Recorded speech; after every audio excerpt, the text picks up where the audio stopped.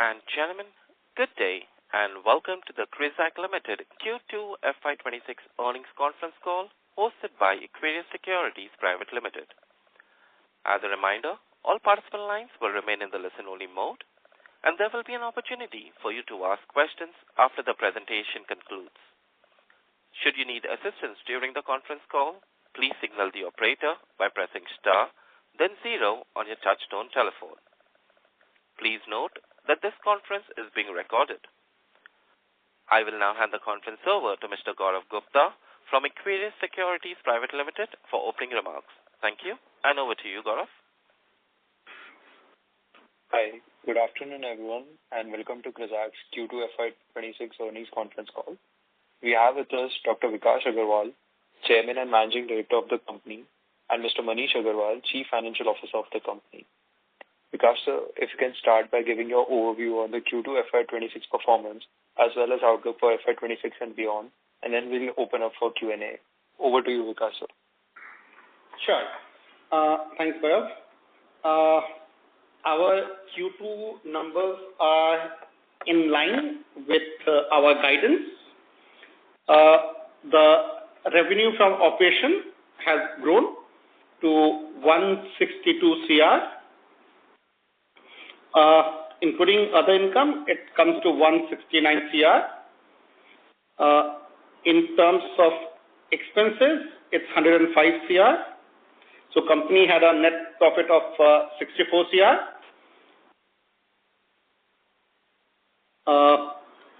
After deducting all the bits and pieces, the net profit comes to 48 CR. Just a moment.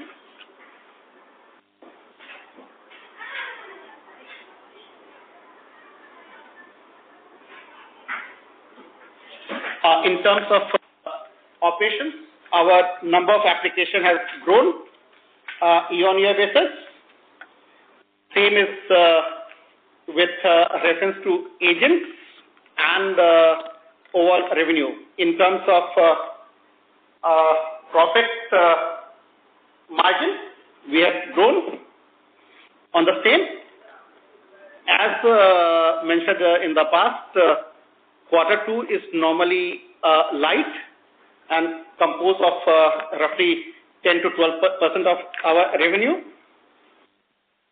Growth has been consistent compared to last quarter at the same time,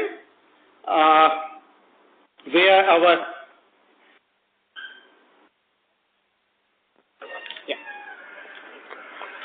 in September 24, our profit was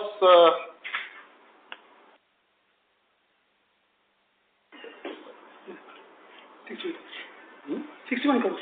61 CR. September 24. And September, right? 84 crores. September 94 crores.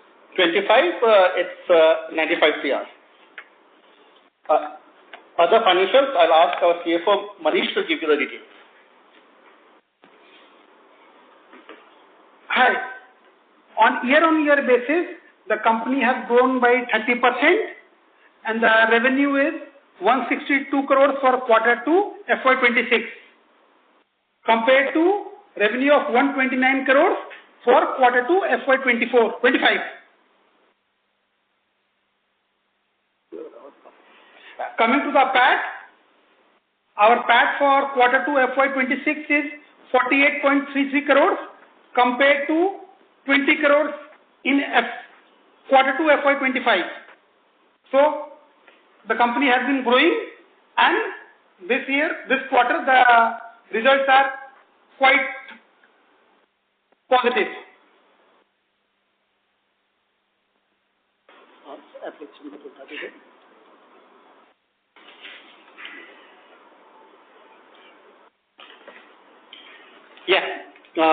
We have to take any questions. Thank you. Ladies and gentlemen, we will now begin the question and answer session. Anyone who wishes to ask a question may press star and 1 on their touch-tone telephone.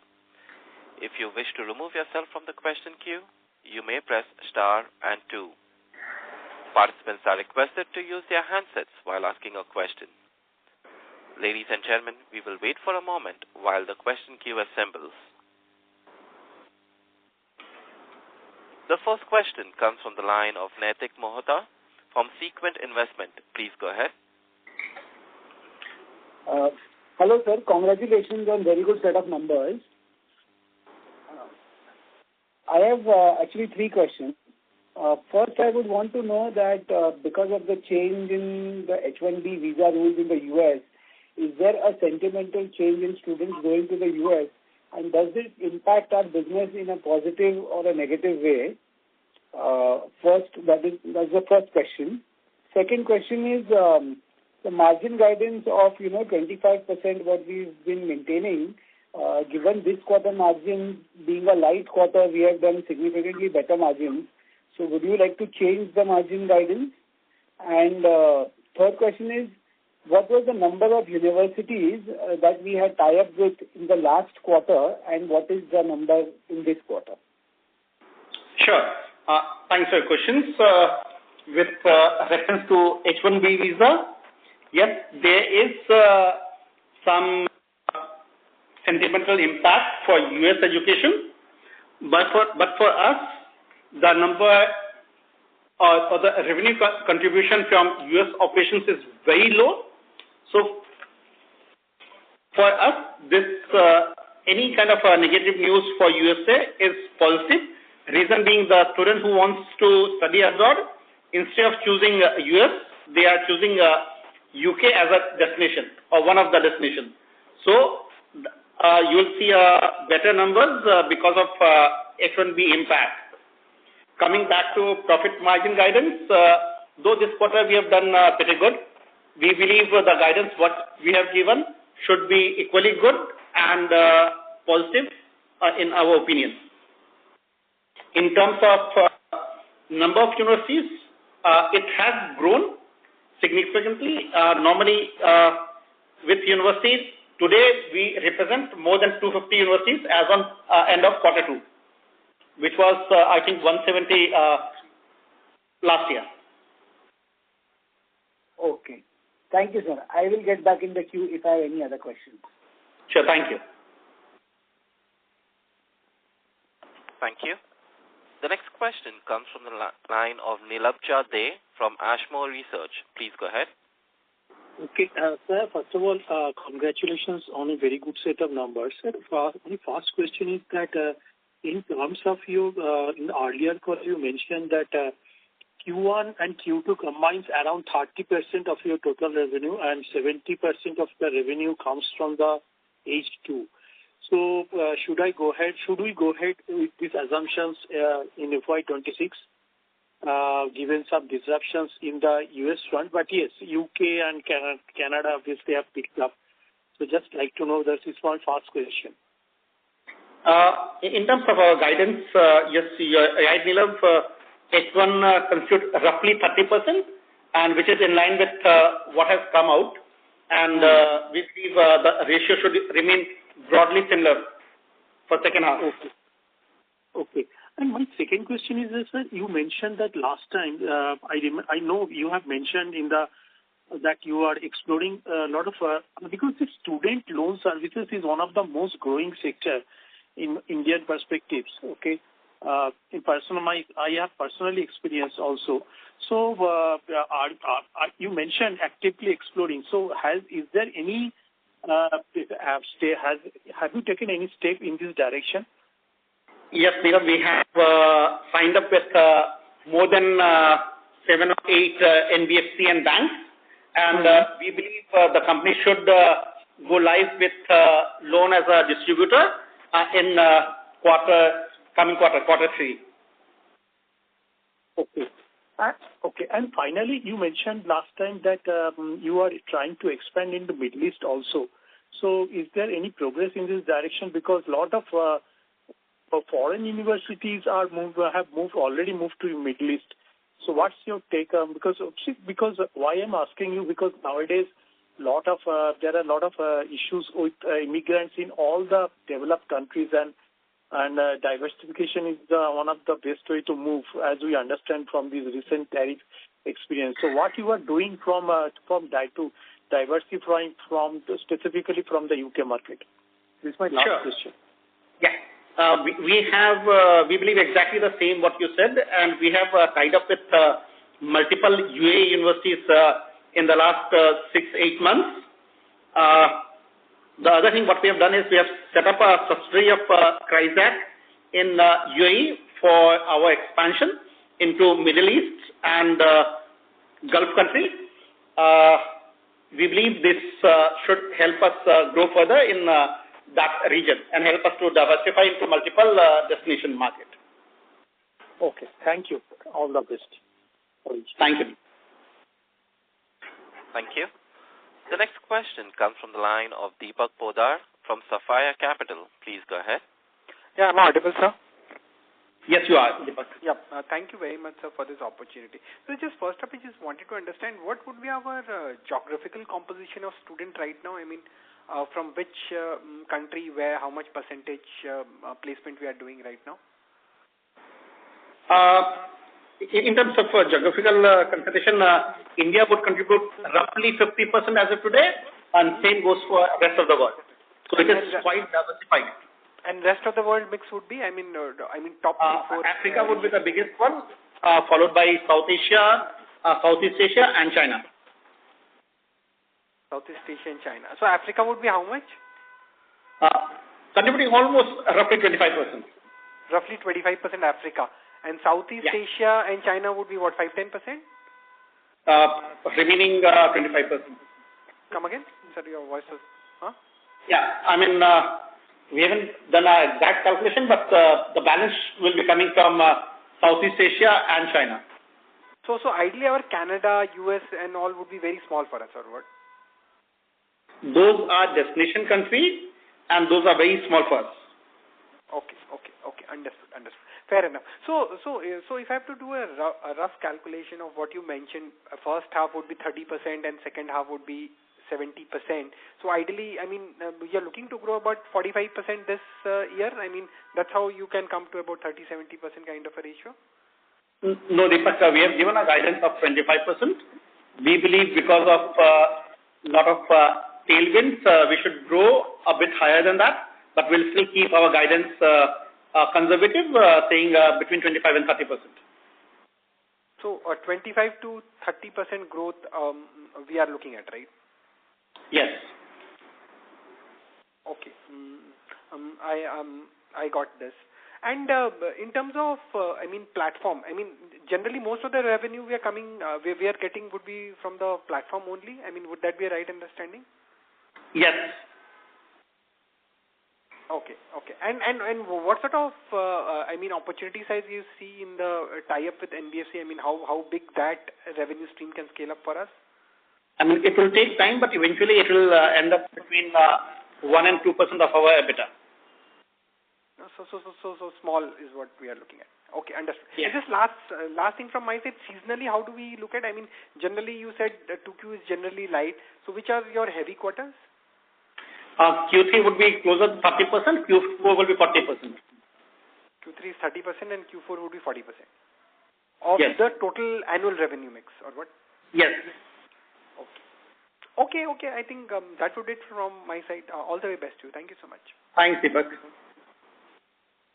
Thank you. The next question comes from the line of Kaitav Shah from Anand Rathi. Please go ahead. Yeah, congratulations, sir. Just one question on the platform, technology platform. How is that coming around? Can you share more insights about how some of the applications now have become faster? Number one. Number two, on the mix from the university or country-wise, if you can give us revenue share or an outlook on that. In terms of platform, we have added a lot of capabilities like automation and AI. Last time when we had a meet, we mentioned that we are looking at adding those ones. So those capabilities are already integrated, and we are. This is a continuous process, and we are adding more and more AI to our platform to make agents and students' journey more comfortable, more reliable. In terms of country mix, from a source country perspective, roughly Indian application would be 50, while rest of the world would be same. In terms of revenue, most of the revenues would be coming from UK, roughly 90 to 95%, because Q2, rest of the country don't offer any intake, except one university in Ireland. Sure.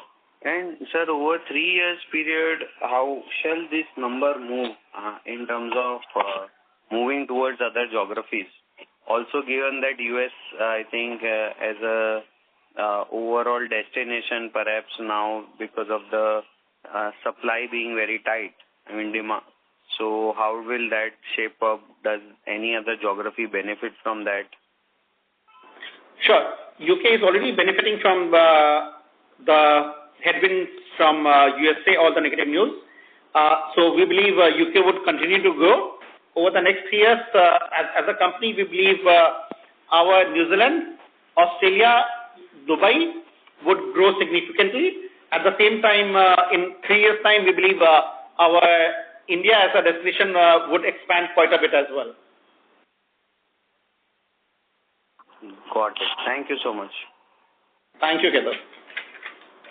Thank you. The next question comes from the line of Ashish Parekh from MK Investment Managers Limited. Please go ahead. Yeah, thank you, sir. So my first question would be, so as you mentioned that any negative news on the US is actually positive for the business. But I just wanted to understand, so US is such a huge market and we are not, present over there. So that would have been a virgin territory which would be a growth driver actually for us. And, we are present in UK for such a long time, I think since the inception of business. So how much penetration do you think is still there in the UK side, and where we're looking at the US business, and right now due to that macro headwind, we are not looking into it. So your thoughts on that.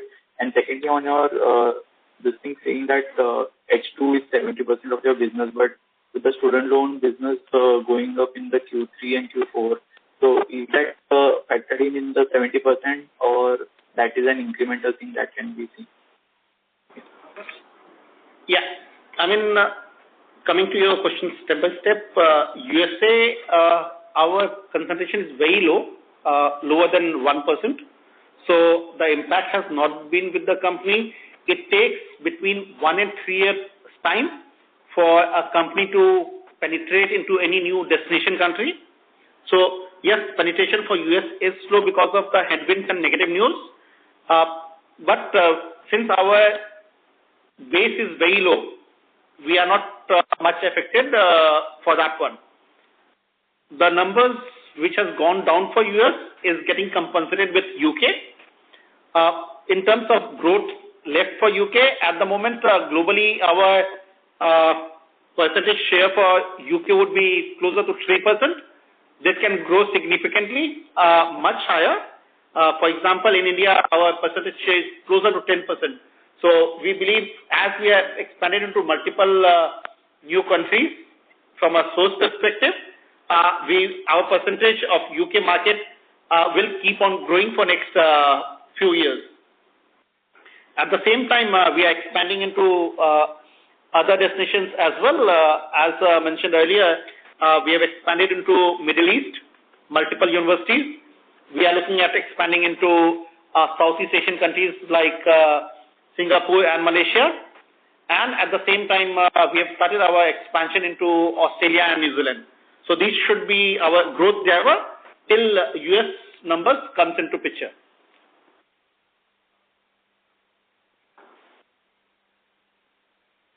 Ashish, you still there? Yeah, yes, sir. And then my second question on the student loan business being included or not in the 70% mix in H2.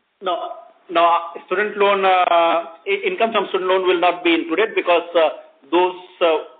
it will start in coming quarters, and those things will take a lot of time for it to become mature. Okay, understood. Yeah, thank you. Thank you. The next question comes from the line of Devendra Patel, who is an individual investor. Please go ahead. Hello. Hi, Devendra. Deepak? Hi. Yeah. Okay. First up, I didn't get the chance to congratulate to you at last con call. So, Dr. Vikas sir and Christopher and Mr. Mani, congratulations for coming up with the IPO with the company which is established in 2014 and with the market cap of 5,000 crores. It's a commendable achievement for the entrepreneur. So, sir, I wanted to know, what is your USP and what you are seeing for the Crizac to grow, say, in next 3 or 5 years? That is my first question, sir. Sure. Thank you, Devendra, for wishes. With reference to USP, our service, our portfolio of universities, our distribution network across the globe are very unique, and it provides university with a very diversified student numbers, which most of the universities want.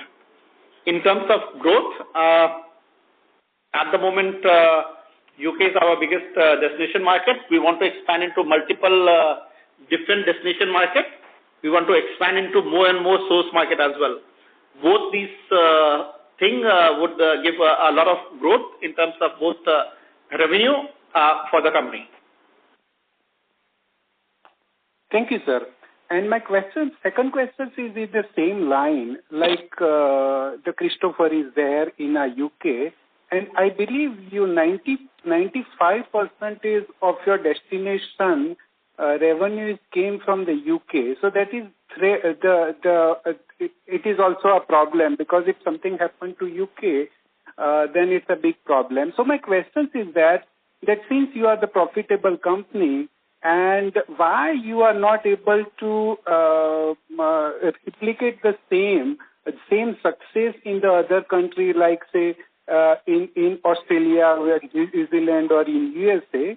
And my second question is that, again, you are the profitable company, so you can able to spend, but why till date, why didn't you not expand into the student loan or accommodation or any other nearby area? Because this is very important, because Crizac is the only few companies who are successful in the education, in the foreign education particularly. So this is my two questions to you.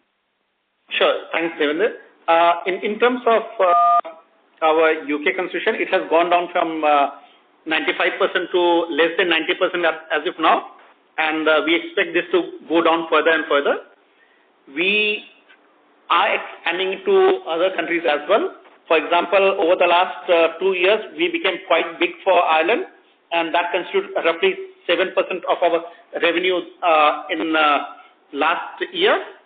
We are looking at expanding into other geographies as well. US was one of our first plan, but now we are looking at expanding into Middle East, Australia, and New Zealand. We believe over the next 1 or 2 years, our numbers should go up quite big in both multiple of these geographies which I have mentioned, and that should bring down the concentration further down and bring risk lower. Coming to loan and accommodation, yes, those two are attractive. This quarter, we started the accommodation as a service, and it's already live on our platform. We have started getting attraction. Loan, as mentioned earlier, we will be starting in coming quarter, and that will again go live in our platform very soon. Both these businesses takes time, and we were just trying to set up a right kind of tie-up with multiple banks and NBFC. At the same time, multiple home accommodation providers as well. Now both the things are in place, and these services should go live. It will take some time for this to become decently big to contribute revenue and profitability to our business, but this is live now. Sure. Thank you so much. That is what I want to know. Thank you so much. And congratulations personally to Crizac and all the team for the successful IPO and great result in this quarter. Thank you so much. Thanks, Devendra. Thank you. The next question comes from the line of Naman Golcha from Nirmal Bang Securities. Please go ahead. Thank you for the opportunity, sir. So I have two questions. First, is it possible for you to provide us with the data of how many agents are actually, with us and how much are active? And second question is regarding the recent FTA speech that Mr. Starmer gave that in the future the UK universities will be set up in India. So what is our outlook on that, and will that lead to our concentration risk to reduce and increase in India? Thank you. Yeah. Thanks, Naman. In terms of our active agents, it's roughly 4,600 as of today. With reference to FTA, it is a very positive news for India-UK corridor, and we believe that should help company to grow in this sector.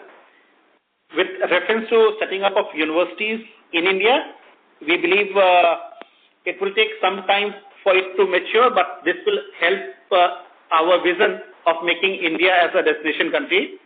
Since we already have a very strong distribution network outside India, we should be able to recruit good number of students, both from India and outside India, to recruit for these campuses. Having said that, 10 or 20 campuses would not be able to absorb all the number of students who studies abroad. So there will still be a big number of students going abroad, and that will not impact our business or growth in any way. Okay, sir. And sir, another question, just a theme, whether we are seeing on the ground whether students are preferring to go to UK currently, or there's still a dilemma between going to US and UK at the ground level right now? At the ground level, what we are seeing is a lot of students who wanted to go to US are changing and picking UK as a destination. Normally, if you do a market survey, you'll find US has always been the first choice of students, especially for STEM course, followed by UK. So UK is gaining a lot of attraction because of all the disturbance which are happening in USA. Plus, as you rightly said, with FTA and a lot of positive news coming from UK, that is also adding up to the positivity sentiment of the student. Okay, sir. Thank you so much. Thanks, Aman. Thank you. Ladies and gentlemen, in the interest of time and fairness to others, we request you to restrict to 2 questions per participant. The next question comes from the line of Rajakumar Vaidyanathan from RK Invest. Please go ahead. Yeah, good evening, sir. Can you hear me? Yes, Raj. Yeah, congratulations, a good set of numbers. So, first thing, if I see your numbers in the presentation, slide 5 and 6 and 7, the numbers are not in sync. So, I just want to know which is the right slide. Because for Q2... There was some mistake in the slide. They are uploading the revised slide in next half an hour.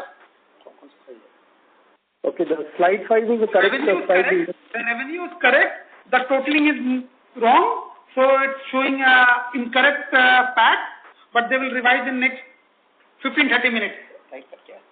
Okay, thank you. So, not a problem. Sir, the question is, your EBITDA margin has gone up from 25% to 39%. And given this is a lean quarter, I just want to know what is driving this improvement in margin. Yeah, there are 2 components which has helped in this quarter.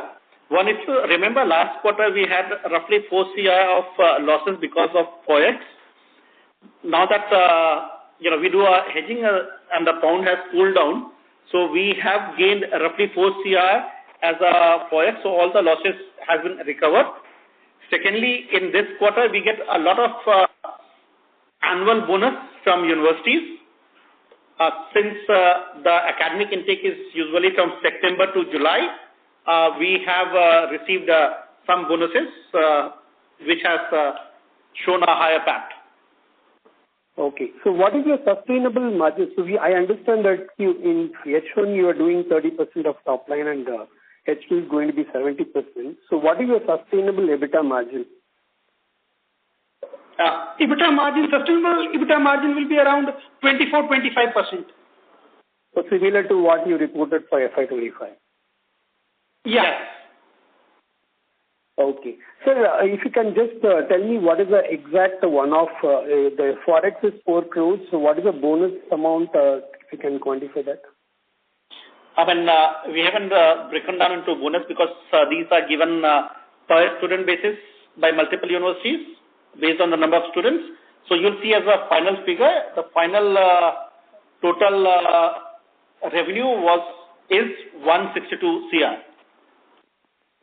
Okay. No, this bonus you would have last year's similar quarter as well, right? So, or is it something unique for this quarter?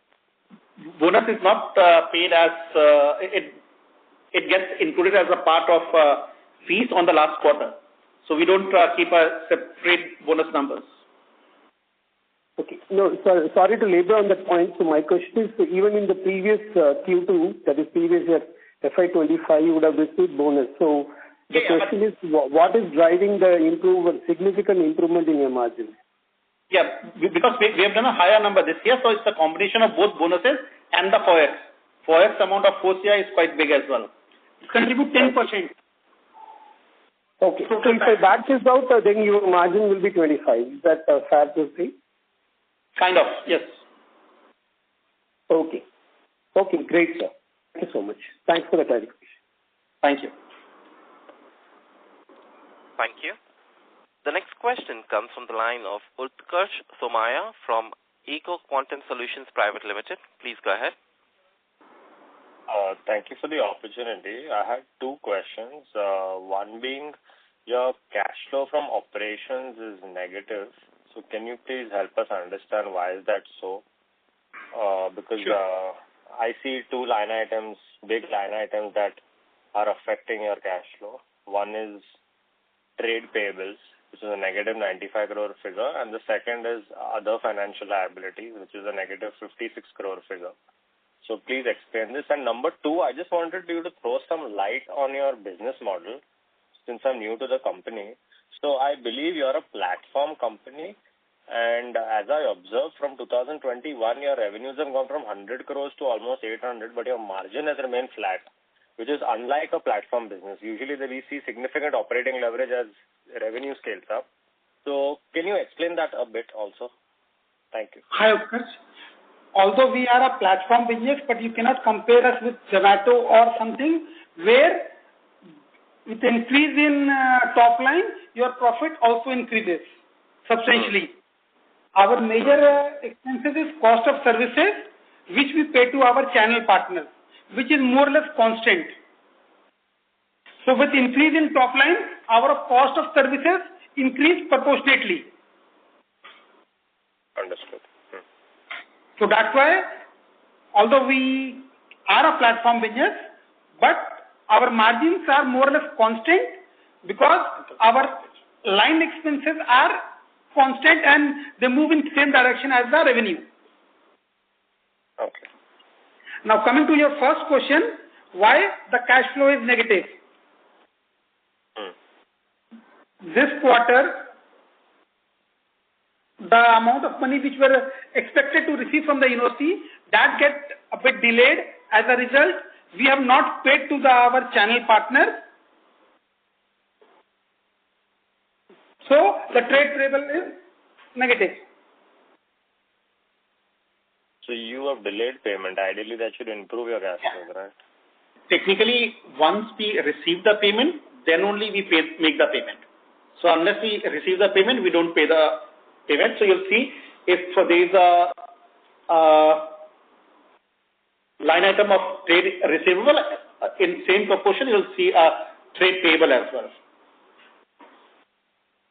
And how does the payment cycle usually work with the universities and the agents? Like, Can you explain the cycle of when a student gets admission and how you get paid? Once the student has received the visa and gets enrolled at the university, after that, university gives them roughly 30 days of cooling time. Post that, we would send the confirmation to the university of the list of students.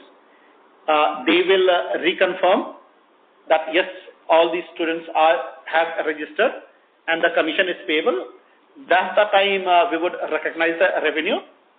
At the same time, that is the time when within 15 to 30 days, university would make the payment to us, and we would make the payment to the agent immediately once we receive the payment from university. Thank you.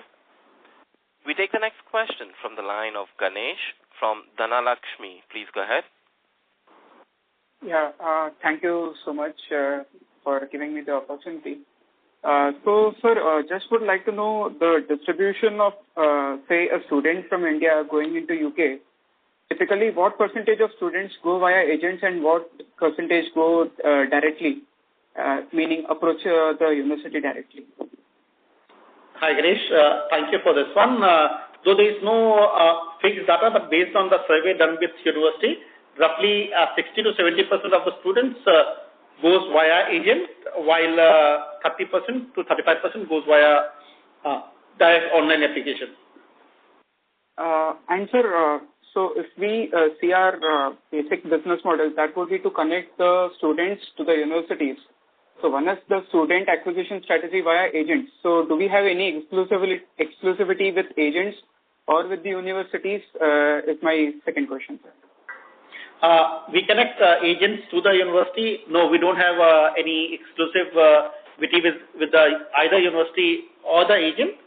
But these agents typically works with one or two platforms, and once they are comfortable with any of those ones, they stick to those ones. So even though we don't have a exclusive arrangement with any of these agents, what we have seen in a practical form is these agents have been working with us for many number of years.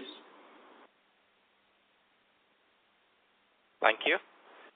We take the next question from the line of Azruddin Jariwala from Samiksha Capital. Please go ahead. Yeah, so thank you for giving me the opportunity, and congratulations on a very good set of numbers. Most of my questions were already answered. So can you just throw some light that you are expanding to the multiple newer geographies like Dubai, New Zealand, Ireland, and etc. So like most of the university are offering the scholarship and multiple schemes to the newcomers. So how are you seeing this trend at your particular platform and the application traction to these newer geographies and the particular university from the different areas? Thanks, Arun. With reference to our expansion to different areas, yes, universities do give scholarships, and we help students to get those scholarships.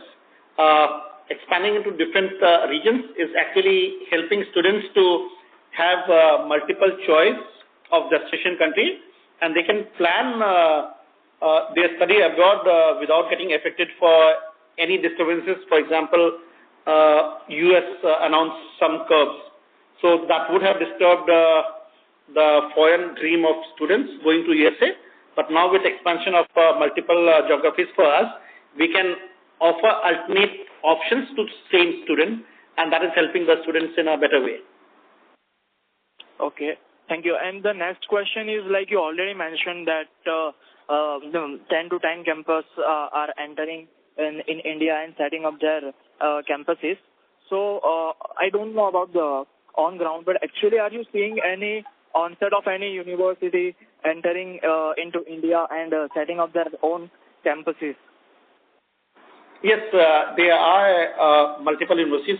Roughly 9 universities signed up when UK Prime Minister was in India. So they are opening campus in various geographies. For example, Delhi, Cape City, Mumbai, Bangalore. and it will take days, 1 or 2 which has gone live. For example, Southampton in Delhi has gone live, and this September will be their first intake. But for others, it will take 1 or 2 years for it to become live. Thank you. We take the next question from the line of Akshay Shah from Toro Wealth Managers. Please go ahead. Yeah, thank you for the opportunity. Sir, we are hearing about that the UK is also tightening the immigration rules for the students. So, how are you seeing it on ground? Hi, Akshay. UK is tightening immigration rule more for work than for student, with reference to increasing maintenance or other recommendation from white paper that has been announced almost 6-7 months earlier, and it is already baked into the growth.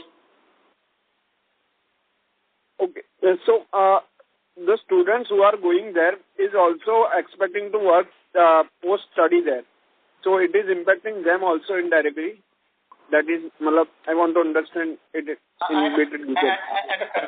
What they have done is, for example, for ILR, like leave to remain in the UK, they have increased from 5 years to 10 years. Usually a student does not take a view of 10 years plus 2 years of post-study. So 12, 13 years at the time of applying or making a application. So it is not really impacting the numbers of students going abroad for studies. But you are right, UK is trying to make immigration a bit difficult for people who are trying to abuse it, and not making it difficult for genuine students or people who want to go for a genuine work. Thank you. We take the next question from the line of Rishabh Mehra from Demeter Advisors. Please go ahead. Hi, am I audible? Hello, am I audible?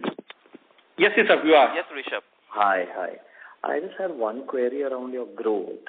In your RHP, one of the line items you all had was to grow and deepen your agent network in China. I see that your agent network has grown from around 11,500 to some 13,500 total agents. Just want to clarify, is there a bias towards China, and just understand where are you all, where is there a lot of focus on this plan to increase student flow from China? Yes, we are growing in China. In fact, Christopher currently, who is our CEO of the company in UK, is in China at the moment. So both in terms of number of agents and the number of students going to UK has grown for China, and we still are quite bullish for China. But China is as developed market, or in fact the most developed market, better developed than India from education consultancy point of view. They have big companies similar size as that of Crizac. So the growth pathway would be slow, but it is in line with our projected growth. Got it. Cool, and that's it from my side. Thank you. Thanks, Ashok. Thank you. The next question comes from the line of Naitik from NV Alpha Fund. Please go ahead. Hi, sir. Thanks for taking my question. So my first question is if you could give us the conversion rate, on the 1 lakh application that we have processed. And second, adding to the same is, where is this growth that we are seeing coming from? If you could give us which regions are, relatively doing better and leading to, say, 25% of growth that we've gotten. So that would be helpful. Sure. I think with reference to conversion, standard conversion is between 8 and 10%. Again, it depends upon where the application source is. If it is, let's say, China, the conversion can be 25-30%. While if it is, let's say, Africa, the conversion rate is typically 5-6%. What was the second question? Second question is Second question I asked is some color on where is this growth coming from? Yeah. I mean, which regions are the main growth is coming from Africa at the moment, where the percentage growth is bit higher compared to any other geographies. Got it. So my second question is, if I look at your depreciation amount, I mean, there's a significant reduction if I compare it year over year. So just wanted to understand that. I mean, why is that so? I mean, 10-11 crores is reduced to 5-6 crores roughly. Yeah, and I think as the company is more into platform-based, we follow WDV method of depreciation. So every year, the asset value goes down and accordingly the depreciation is reduced.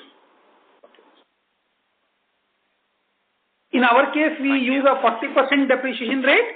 So if you take on a WDV method, it will keep on going down. Next quarter and next year, you will find it goes further down.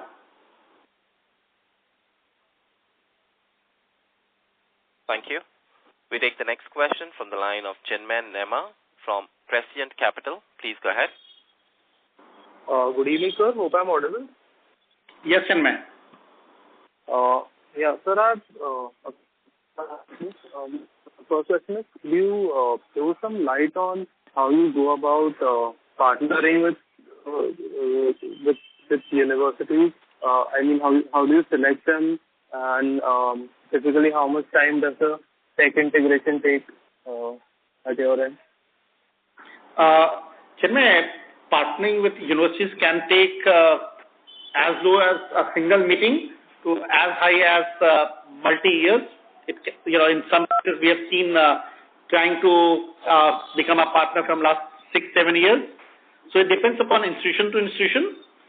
Destination which are less popular, for example, Middle East, it becomes easy to partner with them because they want to expand into India, and there's not huge demand of agents who want to send students to Middle East. While institutions which are very well established with their agency network, it is very difficult to get a partnership. But in general, these are multi-year negotiation and interaction with these universities. Got it. And how much time does it take for the tech integration and setting up your onboarding pipeline for a specific university? Sure. Once the university confirms that they are happy to onboard, tech integration or others does not take much time. Usually is done within a month. Okay. My next question is that I basically wanted to get some better clarity on the value proposition of going for a student to go from an apply using an agent and then do a platform of yours. Is it that it is better to apply in bulk to multiple universities, or does it help with better research, or what is it? Because I believe students who are applying online, they'd be capable of researching the programs themselves and finding a suitable program. So what is it that you help them with? We are a platform which connects agents, so we don't interact with students. Students would go to local consultants and decide which university to go for. They will do all the research together and finalize. Once they have finalized, they submit the application to our platform. So we process the applications which are submitted to our platform and not make any additional recommendations or changes. Thank you. We take the next question from the line of Utkarsh Kedia from BFS. Please go ahead. Yeah, good evening, sir. I actually recently started tracking this company, and the top line growth really grabbed my attention. So can you please throw some light, like what are the main growth drivers? Hi, Utkarsh. Thank you. The main growth driver is expanding into multiple geographies and destination market, which is helping us increase our number of students, thereby increasing our top line.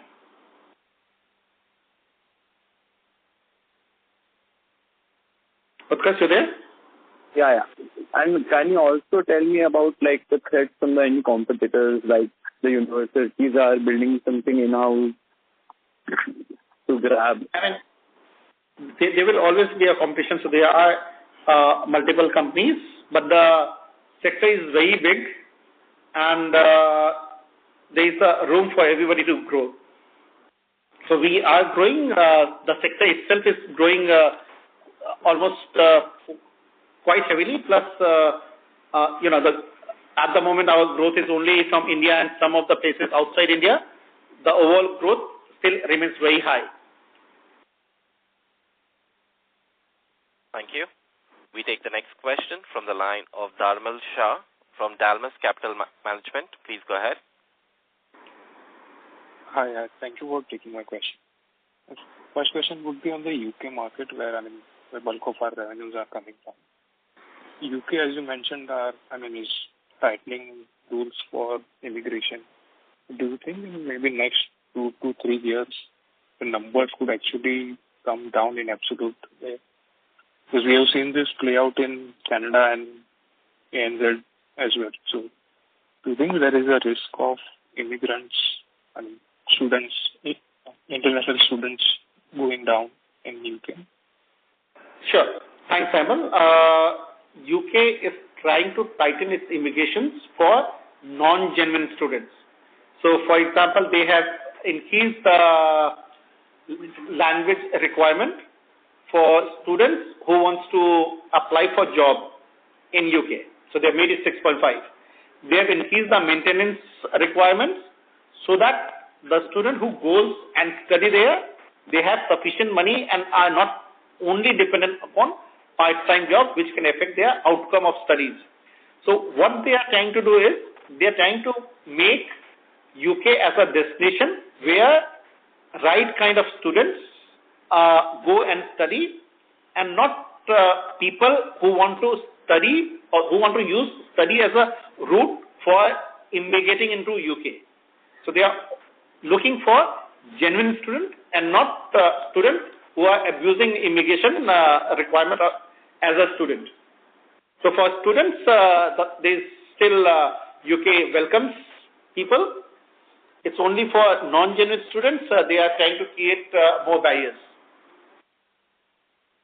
Okay, understood. So the language, the more stringent language does not affect significantly for students at least.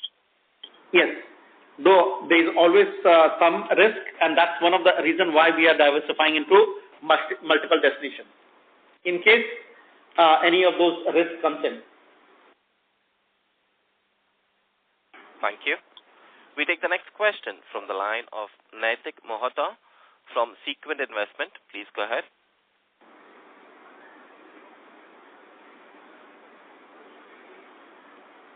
Hello. Naitik, please unmute your end. Yeah. Sir, I wanted to know, slightly going back in the past, in FY23 and 24, our growth was a little flat. It was, 473 crore revenue going to 550 crores only. Is there any specific reason what had happened in those years? That is my first question. Hi, Naitik. The 535 crore you are mentioning is not full year. It was, I think, for 2 quarter or 3 quarter. The final figure was 635, which is in line with our current growth. Okay. And then my second question would be, so from what I understand, the main cost in our, cost structure is the commission that we pay to the counselors who have helped us get the students admission. So the other bigger cost head is employee cost. So I just wanted to understand that how do you see the employee cost going ahead in the next 2-3 years in absolute terms? Will it grow? Will it remain stagnant, or something of that sort? It will grow, but the percentage growth will be less than the top line growth. Plus, with improvement in more and more tech, the ratio of growth will be much lower. Okay. So, like first half, we did employee cost of 12.5 crore, and last full year, the employee cost was 19 crores. So, any number that we can assume for, full year FY26 or full year FY27?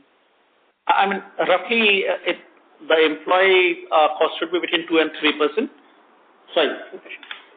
Plus tech cost added together would be between roughly 4% altogether. Thank you. We take the next question from the line of Rajakumar Vaidyanathan from RK Invest. Please go ahead. Yeah, thanks for the follow-up, sir. Sir, my question is on the margin, 25% that you mentioned, the EBITDA margin guidance. So I just want to know, since your top line is growing by 30%, there is no commensurate growth in EBITDA margin. Is due to the fact that your costs are mostly variable and there is no operating leverage that kicks in? Is that a fair understanding? Hi Raj, we have given a projection of around 25% growth, and our costs are also increasing in the same line. So you'll find the EBITDA margin to be more or less constant around 24-25%. Obviously, if the top line grows, it will also grow, but as a conservative figure, we keep a ballpark figure of 24-25% EBITDA as of now. Yeah, thanks for that, sir. So my question is, generally your costs are completely variable, or it is completely in sync with your revenue, or there are any fixed costs in this? Like our cost of sales, which is a major component, is variable, but rest all employee, tech and other costs are fixed. Okay, got it, sir. Thank you so much. Thank you. We take the next question from the line of Dheeraj from Roha Asset Managers. Please go ahead. Yeah, just again reiterating the cash flow statement, we see two line items. One is other financial liabilities and one is other liabilities, which are 56.8 and 41.7 crores, almost close to about 100 odd crores. What are those outflows? Just hold on.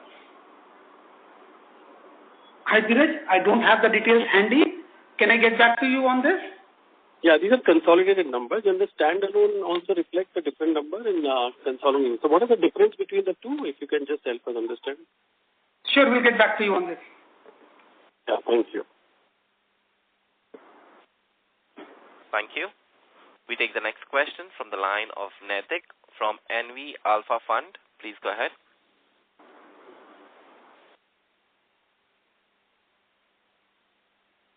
Naitik, please unmute. Hi, sir. Yeah, hi. Hi. Sir, one of my questions was similar to what last participant had asked. Was trying to understand the cash flow statement a little better. The other current liabilities, have actually decreased, and that is sucking up almost 90 crores of our cash flow. So my question was on the same lines. Sorry, Naitik, I don't have the cash flow handy with me. Right. Okay. No problem. I'll also get back to you. Sure. And sir, one more question. If I see your other financial assets, that has gone up by a significant amount. So is it fixed deposit or cash itself, or what is it? If I look at your other financial assets. Fixed deposit. Fixed deposit. Fixed. Okay, so it's cash. Okay, got it. Thank you. We take the next question from the line of Anand Parekar, who is an individual investor. Please go ahead. Am I audible? Yeah, Anand. Thank you for the opportunity. I have a question. I think it was answered partially. So, as we know that more universities are now setting up campuses. So, I heard you saying that we'll, reroute the students who are from other countries coming into India. So, do you foresee, the currently whatever amount you get per student from those universities, would that differ in terms of percentage? What is your outlook on that? Anand, it will be quite early to make a comment, but I believe there will be some differences. But again, in terms of volume, you can bring in a much higher volume to India. But yes, you are right on assumption. There will be a difference in percentage commission. Okay. Thank you so much for the clarification. Thank you. Ladies and gentlemen, as there are no further questions from the participants, I now hand the conference over to the management for their closing comments. Thank you very much, everybody, for participating. As mentioned earlier, this quarter, we had grown better than expected, roughly 30% compared to our growth forecast of 25%. The company is growing at a reasonable pace, and we believe whatever forecast we have given, the company should do better than that in coming quarters. Thank you once again for joining this investor call. Thank you. On behalf of Aquarius Securities Private Limited, that concludes this conference call. Thank you for joining us, and you may now disconnect your lines.